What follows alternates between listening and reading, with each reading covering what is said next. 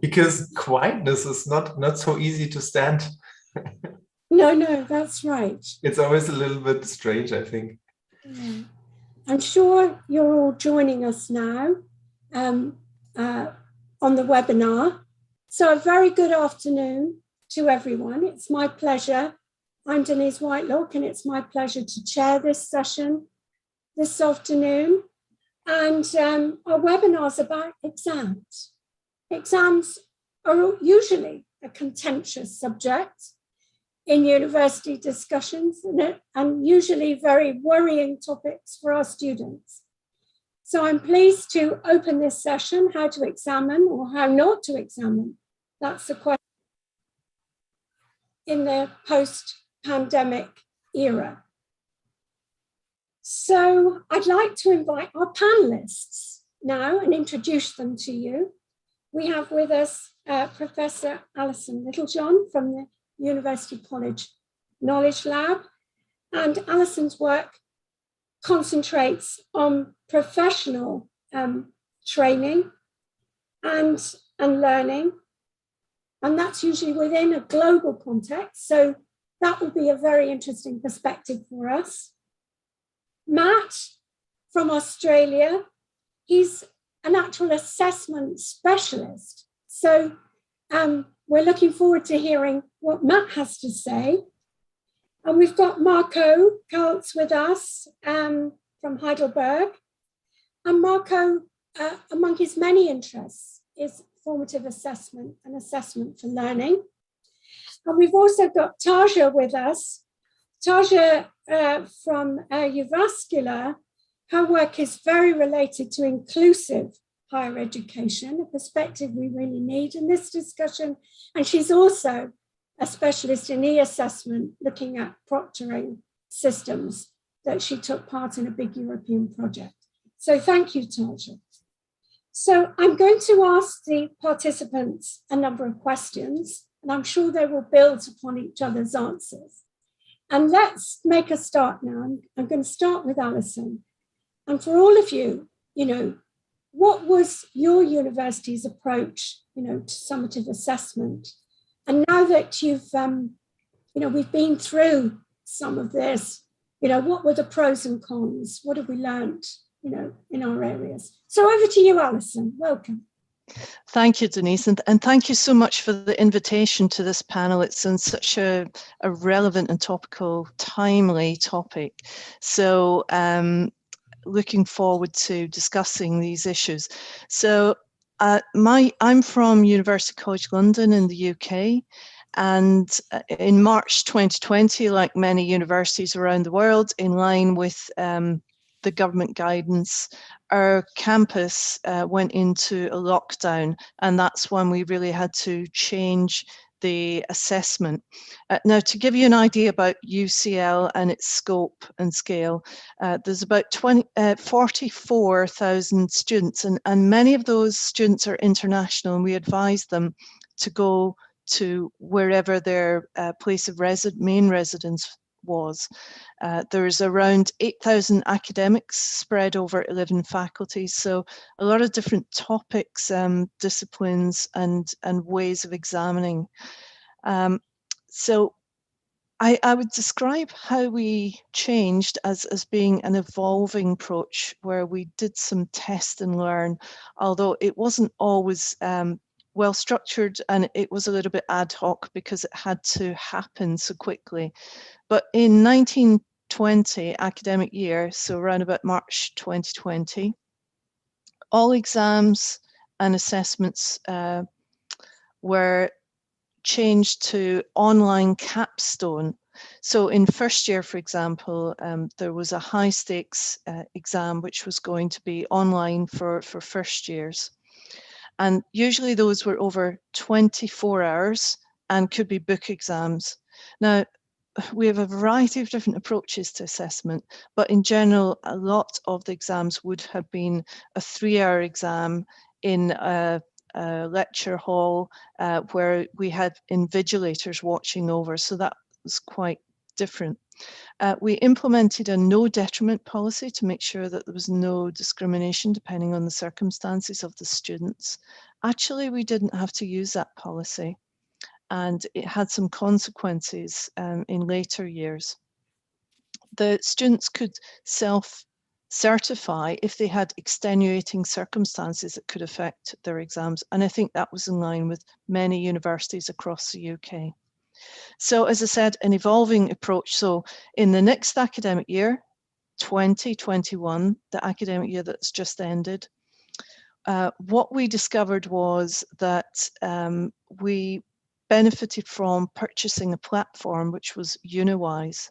This is a Danish-based company that we've been working with, and that meant that the online exams could be managed centrally, and most of the exams were 24-hour, but some went back to being timed exams.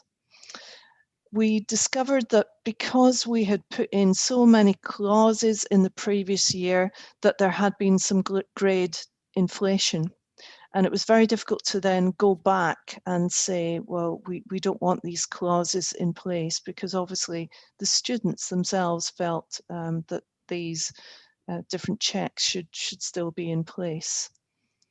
So this year we've learned from all of that, and we now have a new team of digital assessment advisors across all faculties. And this is to encourage more online assessment as we go forwards and as we move out of the pandemic. So we're encouraging people to use the Uniwise platform so that there is some central management and also support for colleagues. And most centrally managed exams will be online this year with timed windows. So as I said, going back to what were the problems? We overcompensated in the first year. We wanted to make sure that everything was as fair as it could be, but that did lead to some grade inflation. But what were the benefits? Well, it was like a massive leap forward in terms of thinking differently about how we could use technologies. So that's what happened at UCL.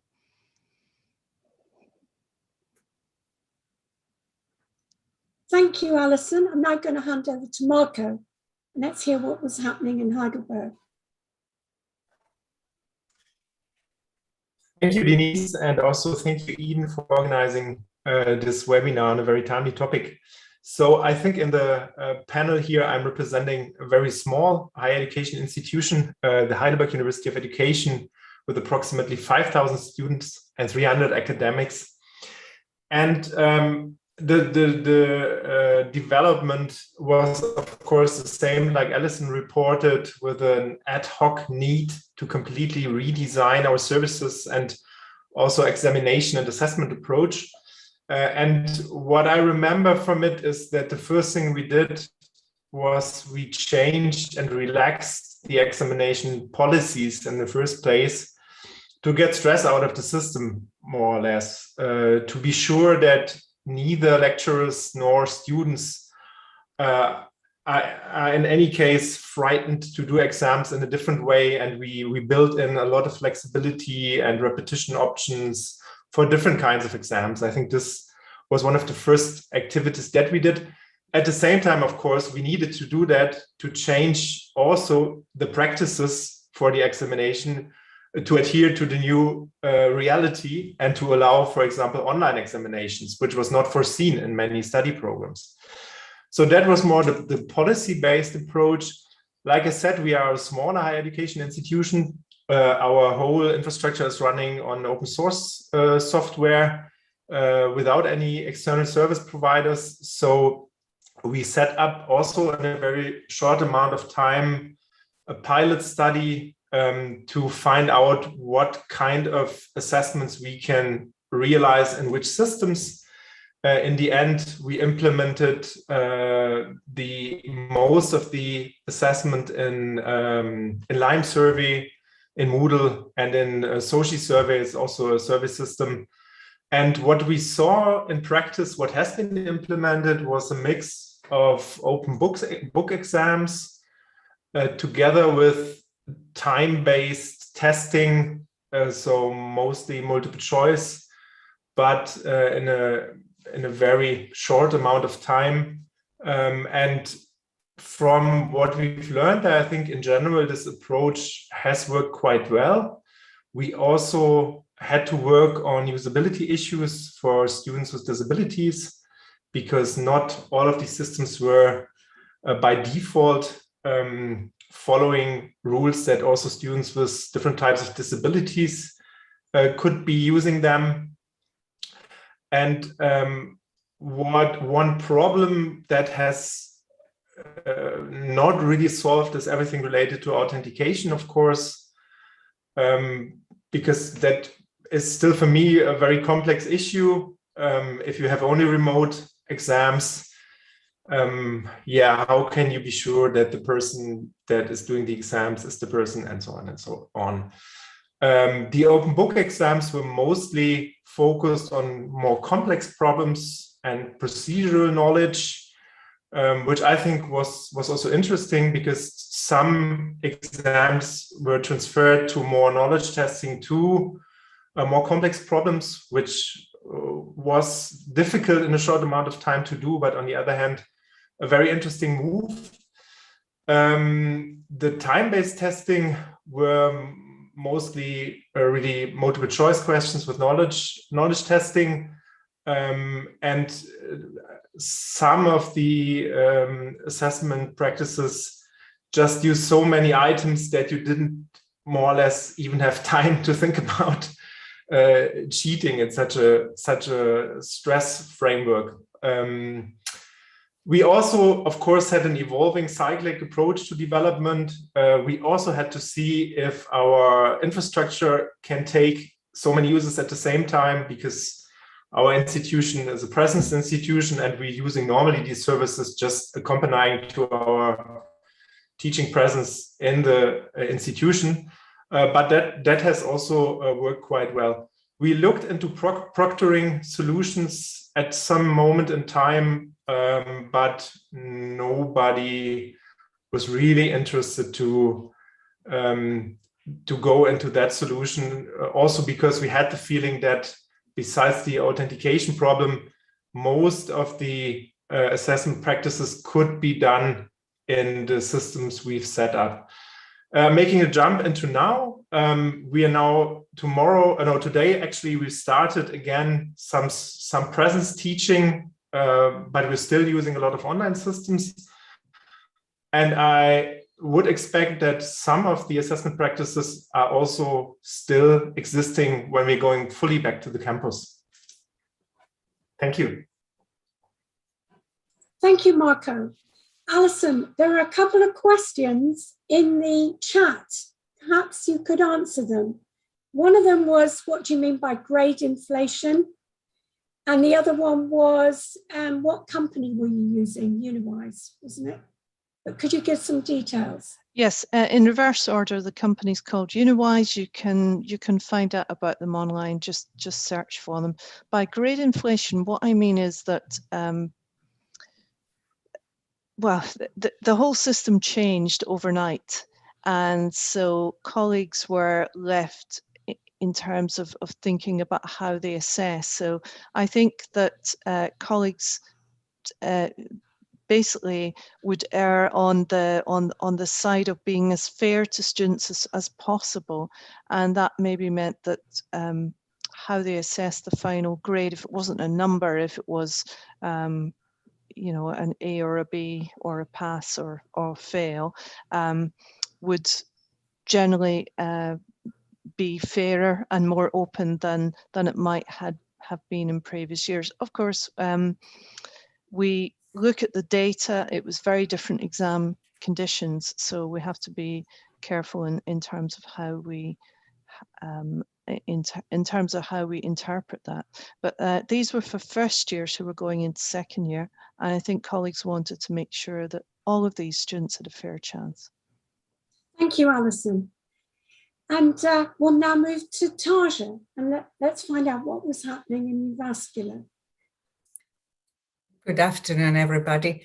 Maybe I started with a couple of words about our university. So I come from the University of Uvascular, and it's quite a traditional university, meaning that students mainly come to the campus. As a part of the traditional university, we have an open university, which offers studies mainly online, and those studies are open for all, no matter what your educational background is. At the open university, meaning online, we do not offer or produce or give degrees, but parts of the degrees. But with open university studies, our students can complete their degree in faculties. It's a kind of special system in the world, I guess. And in Finland, higher education institutions and teachers have quite a big autonomy in terms of assessment, especially when compared to many other European countries. And there are not too many regulations at the national level and only few in institutional level. Of course, we have curricula to follow. During the pandemic and lockdown, our strategy was to offer some options for staff and teachers, and it was the choices were strongly based on choices of individual staff members or teams working and teaching together. So I guess the most common choice was to add the flexibility of studies by using formative assessment instead of summative assessment. So very quickly, teaching staff had to change assessment mode and the pedagogy of the courses. And then secondly, we have an exam system for students to take exam almost whenever they like. It's organized by a consortium of 27 higher education institutions. And institutions have so-called exam rooms in campus. So I'm not sure, but I think there are those kind of rooms in all the higher education institutions who participate in this consortium. So it means that students, for example, from our institution can go to the University of Helsinki to have exam and things like that. So it's something, but during the total lockdown, those rooms were closed. Nowadays, a student can use them with some restrictions. So then the third option was to have a scheduled kind of open book exams in Moodle. So it's something same you already heard about from other institutions. So it's in open university, it's the should I say basic way to study and have formative assessment. So it was something not so new, but it was we didn't have any proctoring system integrated to our Moodle. We tried to use we tried Zoom exams, but we quite suddenly we got feedback, or not actually our university, but other universities in Finland, that there are some challenges with the GDPR when using Zoom for the exams. So and then we have exams in Moodle with the proctoring, but that wasn't very often used option, partly because we have or had very limited number of licenses.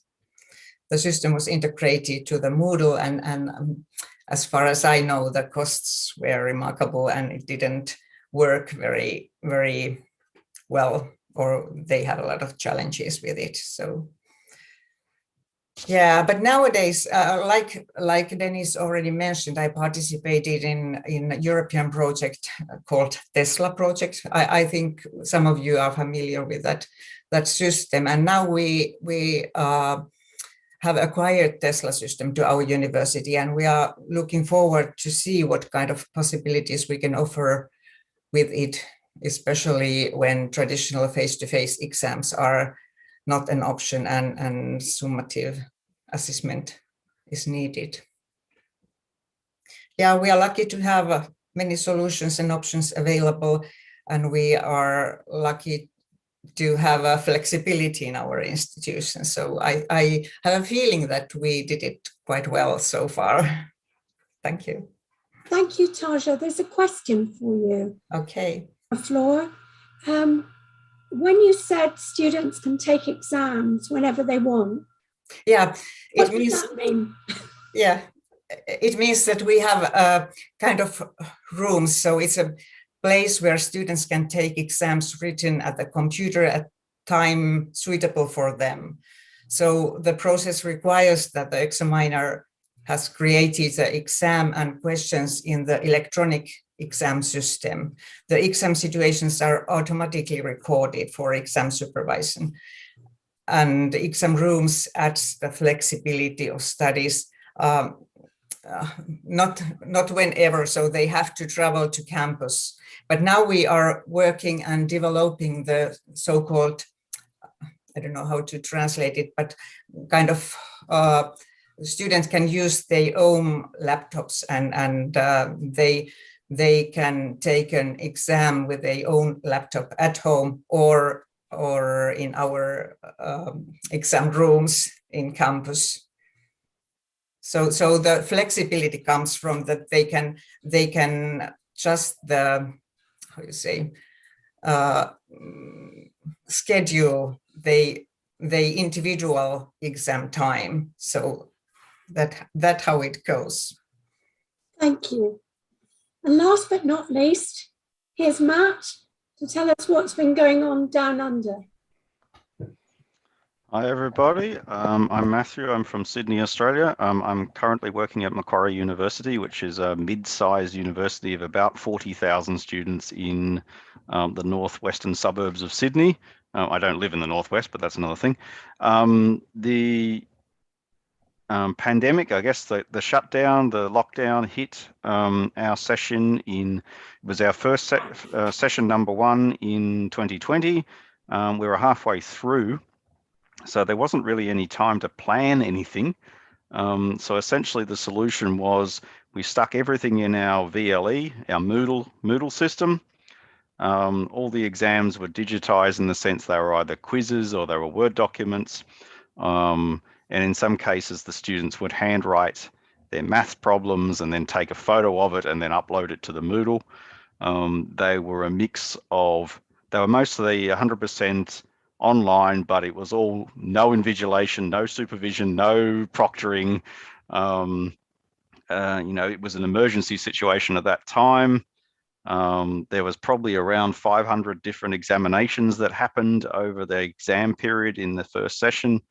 And then after the first session happened, that was when was that? June-ish in Australia at that time.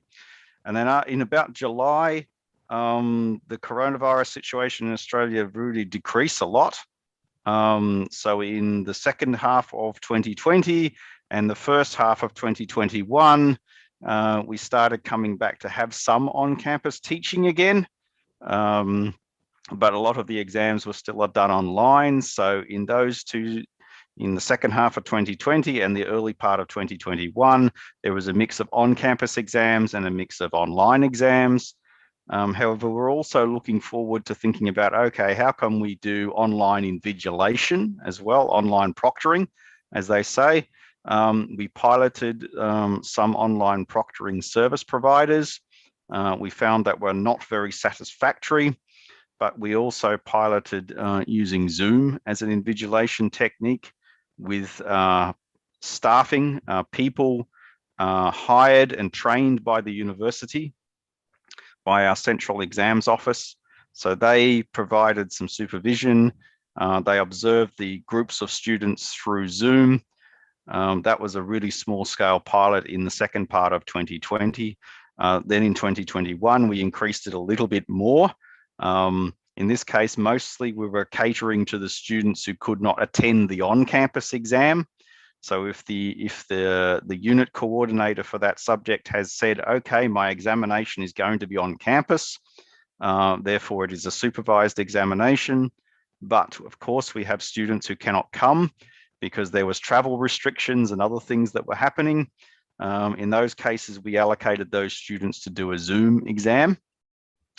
And then in this current semester we're in now in the second part of our academic year.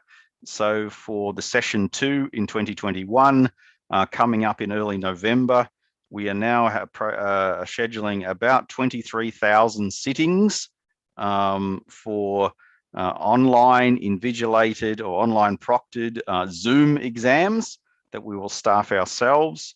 We also have exams that are not invigilated or not supervised online exams. And there's a small number of on-campus exams because we're crossing our fingers and hoping we can still do those.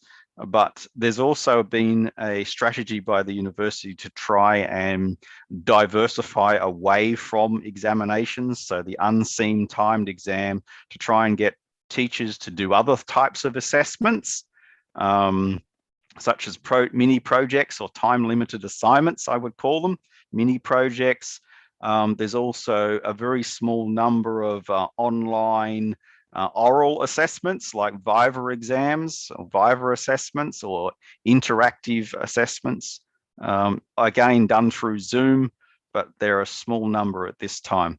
So I think what we're hoping for moving forward is more diversity of final assessments, so more alternative assessments, but also improving our internal capacity to do the Zoom-based examinations as well. So that's, I think, where we're at my university at this time. Thanks, Matt. And we'll start with you with a second question, which really follows on about online proctoring.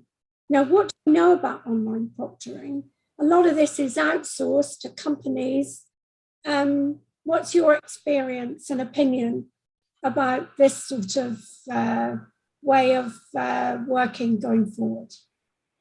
Yeah, so as I did mention, we did pilot 2 different methods of online proctoring. Let's just call it proctoring because I know that's a familiar word to many people. In Australia, we tend to call it exam supervision or exam invigilation, but I'll use the word proctoring. So we piloted one company who's well known in the industry, which will remain nameless, that provided live humans, and another one that provided an automated approach where there wasn't a live human, but it was just face tracking and screen recording. Our pilots found that they were unsatisfactory, I might say. Let's just say they were quite unsatisfactory.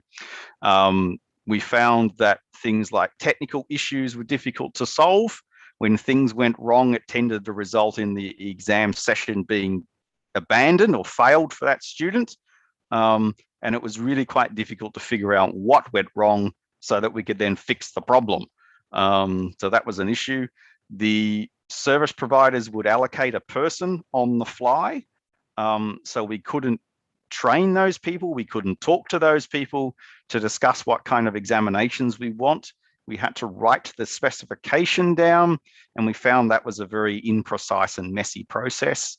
They weren't plugged into our problem-solving IT support, student support, counselling services, etc., that we make available to students during the exam periods, and none of that was connected or joined up. I would say that those kinds of online remote proctoring companies, 3 types of torture for students is what I referred to them as in my report. I said 3 types of torture. Let's not do that again. However, what we did find, though, is a sort of a kinder method of doing it with Zoom, because we employed the people to do it ourselves. They were trained by us, our central exams office, who were very good at this process. They were good at running examinations, and they then upskilled themselves in the technology. And I think that was a good solution for us at that time. Now, I'm not saying that proctoring services can't work in certain circumstances. There are universities that do use them and seem to be happy with them, but it certainly did not work for us. And it didn't work for the flexibility that we wanted. So the proctoring company we tried, they wanted everything to be a Moodle quiz and nothing else, whereas we wanted different kinds of examinations to happen. So pen on paper exam, a Word document exam, a quiz exam, and a mix of those things. Sometimes we wanted the students to use a spreadsheet application, for example, to solve a problem. We wanted students to be able to draw diagrams and then upload the diagrams. They wouldn't allow that. So, but within our in-house method, When we staffed it, we set the rules, and it seemed to work quite flexibly for that point of view. So I guess my sort of telltale thing is, if you want it done properly, do it yourself. Thanks, Matt. Over to you, Taja. Anything to add to that?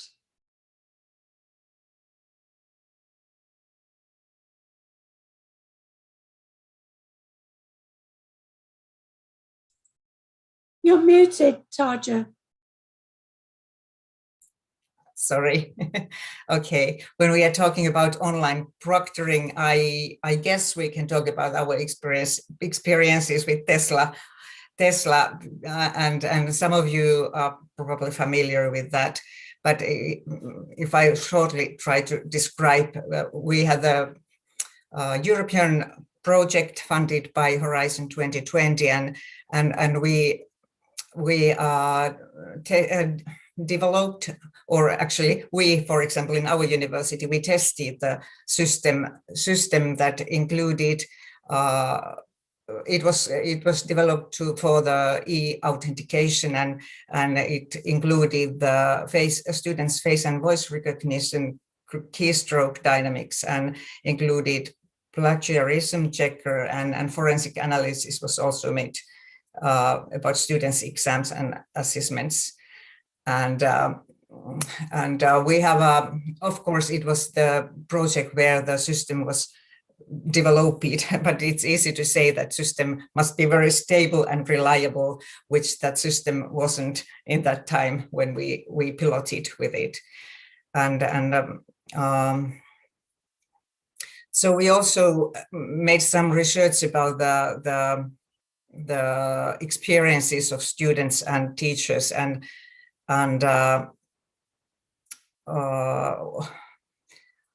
my team, me and my team was, our team was, we had a focus on usability and accessibility of the system. So it's very, very easy to say that the system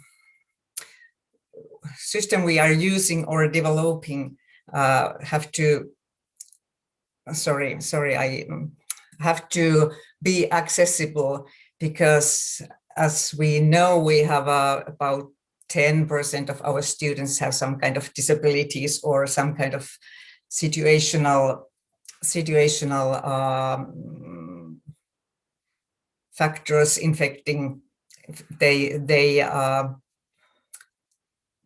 affecting their learning and performance. So what we learned during that Tesla project, I would like to underline that we need the systems that diversity of students can use, and we tested the system like with students using some assistive technology, for example, screen readers, and as somebody already mentioned, they found some accessibility issues with the online proctoring. So yeah, I think that's all so far. Thank you, Taja. And over to you, Marco. Yes, as reported, since we decided against the implementation of a proctoring system, I have much less practical experience compared to Matt or Taya. Nonetheless, from first tests of such a system, I found it pretty appealing that you could integrate a proctoring system with existing learning management systems. So the ease of use of the system we looked at seemed to be quite high. Nonetheless, I was very surprised by the discourse about proctoring as a whole during the pandemic, because I think it was a very black and white discussion. It seemed very much focused on, like, lecturers wouldn't trust their students, and I don't know, and wouldn't care for students. I don't know.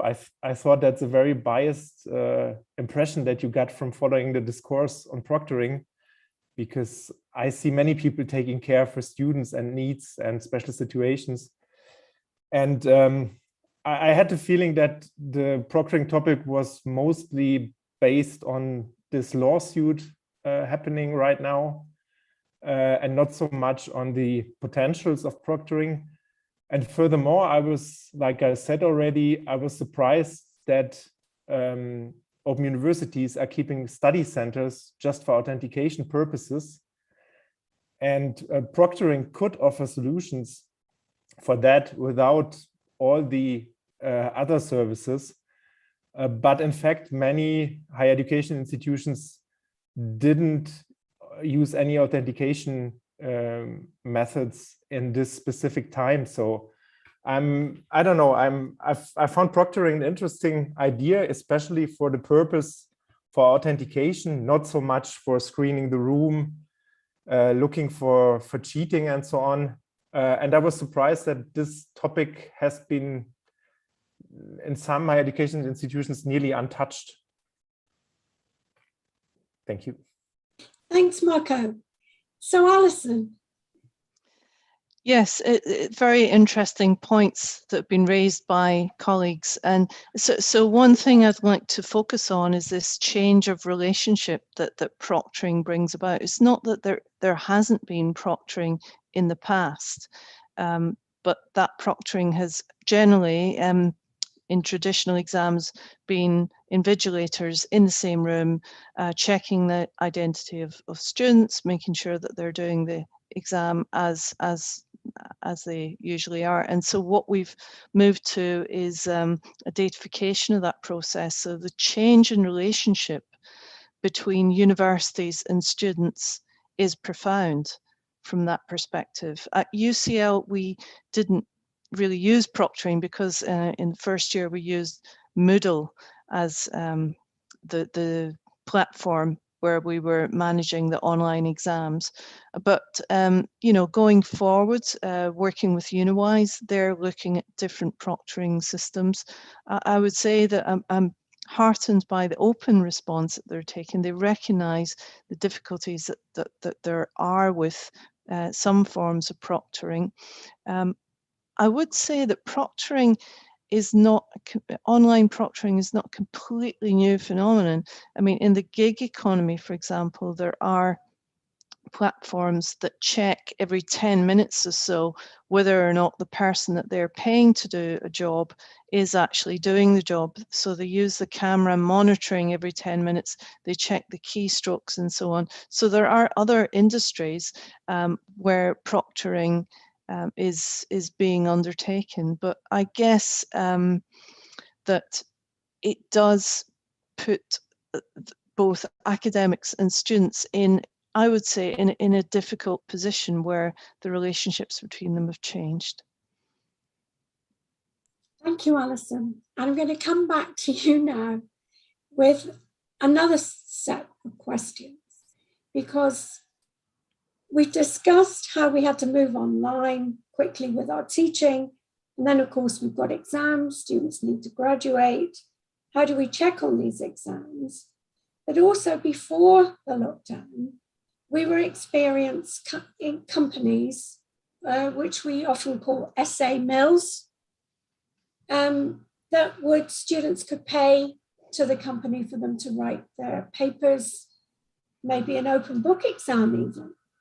And what with the change in circumstances, students not coming to the university, how do we think contract cheating is developing? Controversially, I've said, is it going to be the next normal? I think that's a really important question, Denise, so thanks for asking.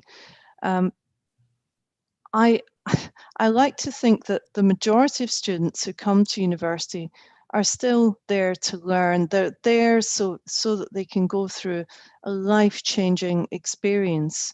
However, obviously, with different technologies being developed and the number of students being scaled up, there are more opportunities and potentially more possibility for some students to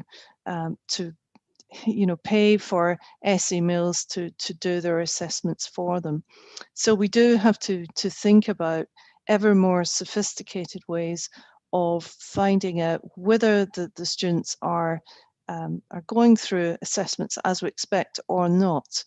I mean, I actually think it calls for a fundamental change to how we think about exams. If it's possible to pay someone else to complete an assessment for you, then I think we really do have to think about how we assess our students.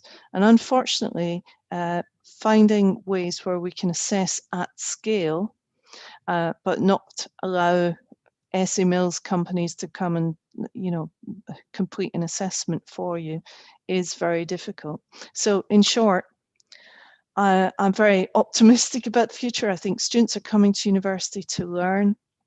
So I don't think it's going to be the norm, but I'd like to flag that we need to find more sophisticated ways of finding out whether or not there is cheating.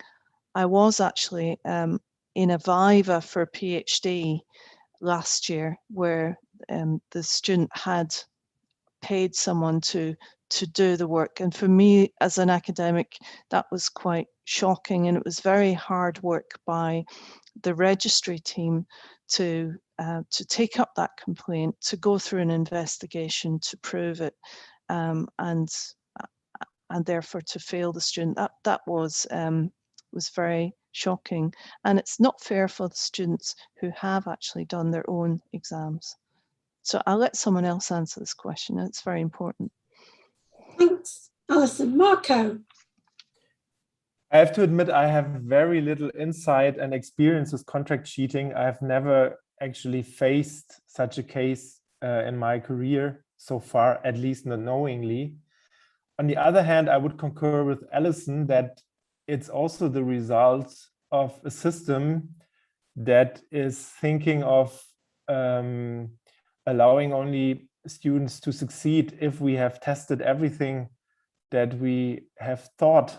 So I studied still before the Bologna reform, in which I could just go to a lecture and I didn't need to be tested for that to get some credit points. So I think, in fact, the more stress we put on exams for the whole system, the more likely it would be that students would need to use these kind of solutions to succeed. Because the complexity of students' lives has also very much increased in terms of funding their situation, finding housing in big cities, which are very expensive, finding jobs and so on. So I think if we talk about contract cheating, we need to look at that more on a systemic level and think about, if we don't put students into looking for that solutions by stressing examination for every single module that we are teaching. So sometimes I wish I could go back with my students to the time before Bologna, where I just could offer them something and they could make use of that. So a little bit more freedom and a little bit more general approach to knowledge acquisition and learning, and not testing everything that we taught them. Thank you, Marco. Taja. Thank you. I don't have too much to add for that, but I'm also, like Alison said, very optimistic with the future. So it's sometimes said that Finland is a trust-based society, and we might sound quite naive sometimes because we trust our students so much. But there is also one point that, because we are quite a small language group, or there isn't, so it gives a kind of protection for us, because everything is not available for our students. They have to use Finnish language, so markets are so much smaller there. Thanks. Thanks, Taja. And Matt now, because Matt, there's been a lot of work going on in Australia with Phil's group about contract cheating and SE Mills. So perhaps you'd like to let us know about that interesting work too. Yeah, so Professor Phil Dawson at Deakin University, a former colleague of mine when we were both at Monash, also has done a lot of research around in digital cheating. He's actually got a book out on e-cheating, but I also refer to the work of the now former Professor Tracy Breitag, who did a lot of research around contract cheating and the factors that, you know, the call them hygiene factors, if you will, that maybe perhaps lead students down that path. The kinds of assessment designs that can be more or less cheatable, etc. In Australia, I think it is a concern for our system. It's been in the media. The government has introduced laws to outlaw commercial cheating service providers. In fact, the first one, the law is relatively new.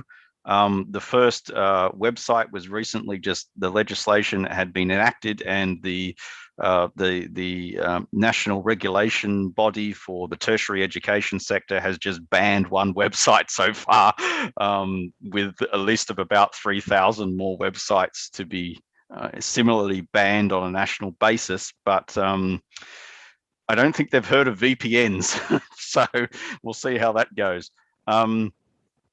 Look, I think contract cheating has always been there. It's not a new phenomenon. However, I guess, you know, like e-commerce, like anything, has turned a local problem into a global service providing problem. You know, so that particularly because English is the medium of instruction for us, it's probably one of the most common languages in higher education. There are many service providers all around the world wanting to sell their services to students. And we have a diversity of students in our system. So I think there are vulnerabilities there. Higher education institutions are aware of them. You know, to tackle this problem, it's a wicked complex problem, and you need a wicked complex solution to address it. You can't, there's no one solution to this problem. A law is not going to stop it. Online proctoring is not going to stop it.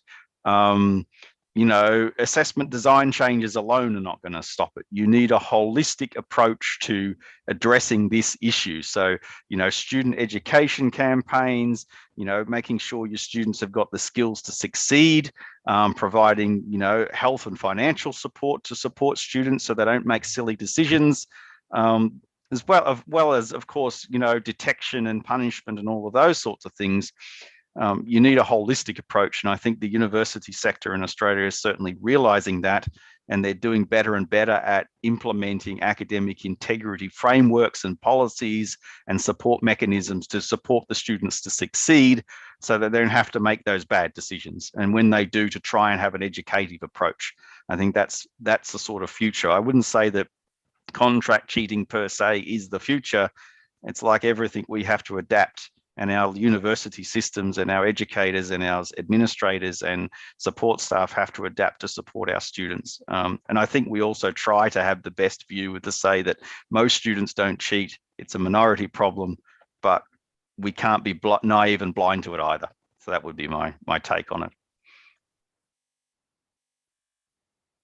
Thank you, Matt. And I have one last question before we open the floor. And I'd like you to just answer in a couple of sentences very quickly. What do you think is the future of the exam now? So we'll start with Matt and we'll go in reverse order. Okay. What do I think is the future of exam versus what do I hope is the future of the exam? Okay, let me start with what I hope is not the future of exams. I don't want to see massive online multiple choice quizzing systems. I think that would be a mistake. You know, there's that triad of authenticity, integrity, and scalability. What I've observed is a lot of the commercial service providers have given us scalability, tried to give us integrity, but have forgotten about that authentic assessment side of the equation. What I would like to be able to see is approaches that facilitate authentic, genuine, interesting assessments that the students are more engaged with. That doesn't necessarily mean an exam, but it could be an exam-like experience. So that's what I hope the future of online exams are, much more authentic, richer, diverse forms of assessment that we can have students do. That would be my take so far. Yeah. Thanks. So Taja. Let's see how it goes in the future. because I'm interested in diversity of students and equal possibilities to study, I hope we could more often look at the assessment from universal design for learning perspective. So meaning that there are many ways to show what you have learned. And there are, of course, differences between the disciplines, how to show it. So I think that in the future, quite a traditional exam will be one of the many options. So we'll get more solutions, instruments, and tools to implement exams online. The exam itself is not good or bad. How the exam is implemented makes the difference. I think so. Thanks. Thank you. Marco. So I have very low wishes for the future, I have to say, because one of the futures of the exam is hopefully without paper. One of the side effects that I have seen at our institution is that actually we have exams now in a digital format, and that already frees up some time for lecturers in the administration of the exams. And I hope that this will also stay. Regarding exam innovation, I would wish that we would see much more formative assessment opportunities for students throughout their studies, and then a type of more complex, authentic problem solving where it doesn't even make sense to cheat, and where you can use all means that you want to use. So that would be my ideal future. But similar like Matt, I think this will be heavily influenced by economic and scalability limits to this kind of approaches, especially for individual lecturers. They will not buy in if it will take more time for them. Yeah, timing and resources, always a problem. Thanks, Marco. And Alison, you've got the last word. Yes, well, I would agree with what colleagues have been saying, but I think it's particularly important to focus on authenticity, because as Matt said, that tends to be the part of the three things that he emphasized that gets overlooked. And I'll tell you why I think authenticity is really important. Years ago, I did a lot of work with Shell, who measure timed competence for new graduates. So that's the time the new graduate can be in a job and can work competently without a lot of supervision. And that time is getting bigger and bigger, partly because the jobs are becoming more complex, but also because something was happening in university education where students were coming out with even better grades, but were less able to move into a job. Now, I'm not arguing that education is only about getting a job and about work. Is much more than that. It's about our whole lives. But the more authentic the assessment, then the more we're focusing on assessment as learning and enabling students to be able to learn through the assessments that they have. Thank you, Alison. We have some questions coming through, and I'd like to bring those to the attention of the panel. And then there might be some more questions from the floor. But Matt, the question was about what training did you give your people when they were going online with online exams? Yeah, so I humbly say that I wrote the initial versions of the training materials for our staff and our students. I developed quite a lot of guides, but I based it on the good work of other institutions, such as University of Melbourne. They'd also started off doing Zoom exams as well. I then passed that to our excellent people in the central exams team, who are the real experts, I should say, at doing the exams. So they took my guidance notes, if you will, for how I think the e-exams or the online exams in Zoom can go ahead. And then they conducted training sessions with the staff that they had hired or allocated to do the online invigilation tasks. And at the same time, in the 2 weeks prior to the exam period, we also run zero stakes practice runs for the students. so the students can get familiar with how it all just works. They can come along to a practice session and experience a mock exam in Zoom so that they know they can test their equipment, they can test their internet, they can test the procedures, they can ask questions. And it also acts as training for our new invigilators as well, so they can get some practice in, remembering it was really early days for us. So a lot of the people we're having doing this job are doing it for the first time. So the training sessions for the students are also the training sessions for the staff. But, you know, it's a bit of a train the trainer thing happening in the exams office. So that's how we sort of went forward with that. I'm happy to share the guides and things that we've developed for staff and students around this as well, if people are interested. I did stick my email address into the chat. Oh, thank you, Matt, because people have asked, could you share that? Also, Taja, people are struggling to get through to the Tesla project. Would you be able to put a link into the chat?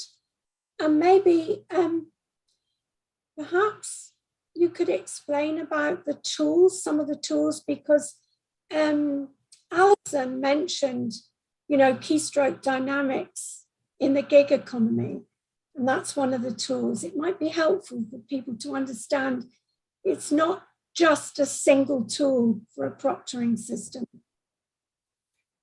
Oh, sorry, I'm not sure if I understood the whole question.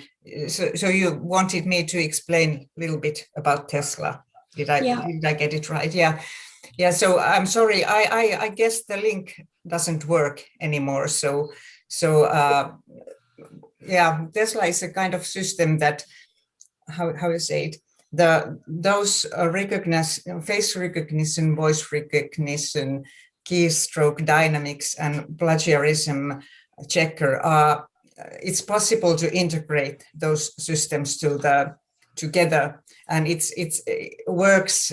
For example, you can integrate the Tesla system, for example, to the Moodle, so it just goes behind the how you say, Moodle, and there are many ways to use it. So I'm very looking forward how finally it will go with us, because I'm not sure how the instruments works right now. So but it means that teacher, for example, can choose between different instrument or tool. So I think it's very important because, for example, when we tested it with our students using sign language, they didn't feel very comfortable to use the voice, for example, for the recognition. And then they could choose the face recognition or keystroke dynamics. It's something, all those tools are built, how you say, inside, but you can also add, for example, Urkund plagiarism tool to that instrument, or we tested it with the Urkund, and maybe you can turn it in, also goes together, I guess. What else to say? And it's not how you say, recording all the session or all the exams. It just tested the occasionally what is going on, for example, with the video, and it's something that the how you say, students were very worried about the personal data, who can see it or who cannot, and so on. So it's a system that if everything is okay, if you have a, sorry, this is very very difficult to explain. So you have to, first of all, you have a kind of enrollment. You give a sample of your voice and your face and your keystroke dynamics.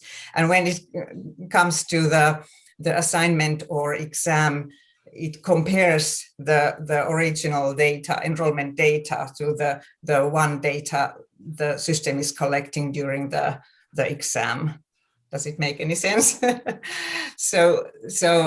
And if there is nothing wrong or nothing to worry about, nobody sees your face or sees what you are doing. But in case of some issues, teacher can see the face and so on. So, and it's the personal data is locally, how you say, locally shared, or how you say, so it's not going to out of your institution. That's the way I suppose it will work.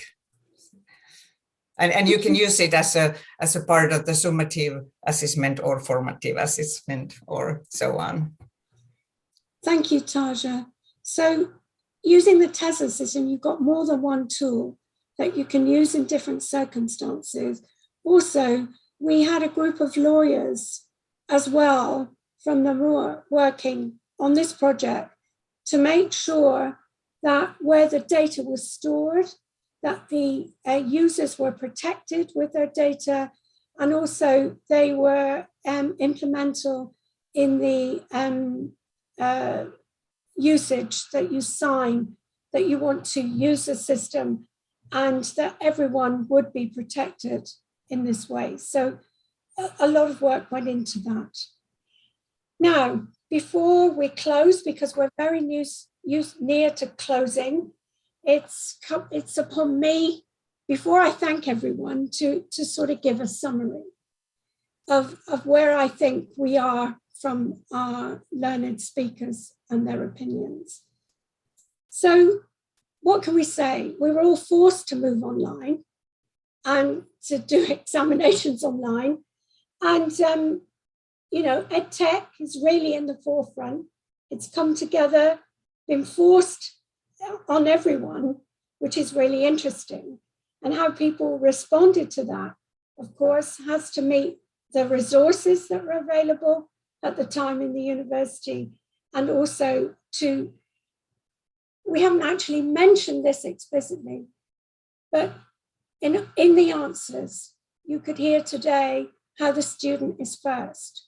Student is at the center. We're not trying to do anything to upset any sort of examination system where, you know, what they do and how they can tell us about what they know is actually done in a fair way.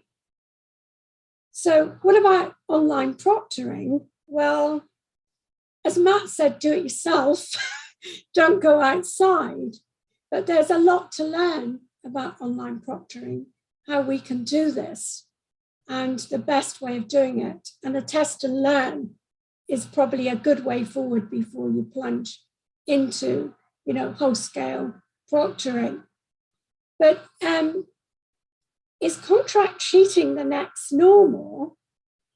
Well, we need to authenticate, don't we? And we need to have this trust, and most students don't cheat. We know that.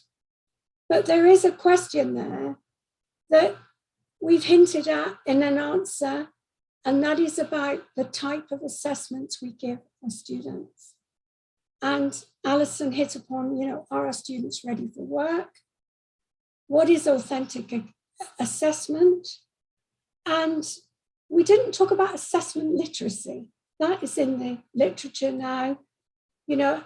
And so what we're saying there is, do the students really understand what knowledge they should be demonstrating for the questions we're asking them? Do they really understand the questions and what's required of them?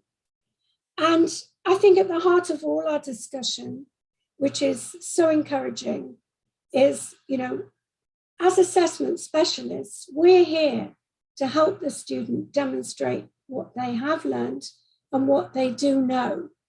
And that is our research agenda going forward, I think.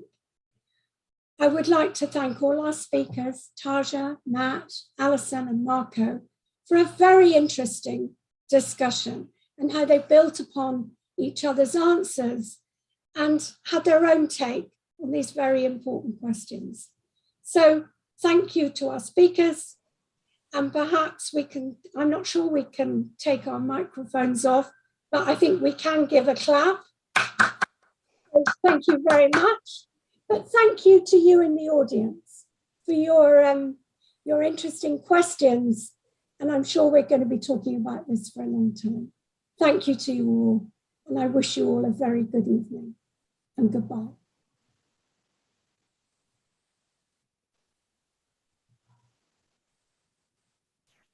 Thank you, Denise.